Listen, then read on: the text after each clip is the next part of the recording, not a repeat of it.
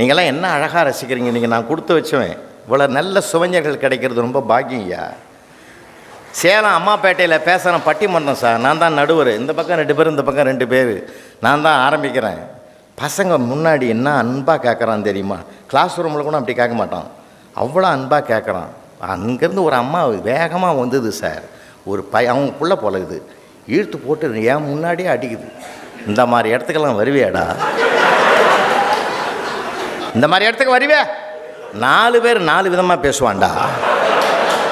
கெட்டு சீரழிஞ்சு விடுவேன். வீட்டுக்கு வா, வீட்டுக்கு வா. அப்போ தான் நான் பேசிங்கிறேன். எனக்கு எப்படி இருக்கும் சார்? அந்த பட்டிமன்றம் ஒழுங்காக நடத்த முடியுமா என்னால்?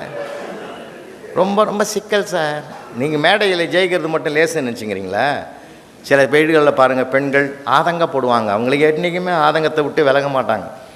என்ன திருப்பதியில் கேட்டாங்க, திருச்செந்தூரில் கேட்டாங்க, பழனியில் கேட்டாங்க, திருப்பதியில் கேட்டாங்க. எல்லாம் மொட்டை அடிக்கிற ஊர். போயும் இந்த உள்ளூர்லேயே கொடுத்தாங்களேன்னு. அந்த உள்ளூரில் கட்டினவன் ஓட்ட வேணார்கள் உட்காந்துன்னு உள்ளூரை நினைப்பான். சொல்ல மாட்டான், என்னை தவிர உள்ளூரில் எவனும் கேட்கலடி ஒன்றுன்னு. அப்புறம் அதுக்கு அடுத்தது மறந்துடுவாங்க சார். வாழ்க்கையின் சுகம் அதுதான். சின்ன சின்ன சின்ன சின்ன பிரச்சனைகள் வரும்.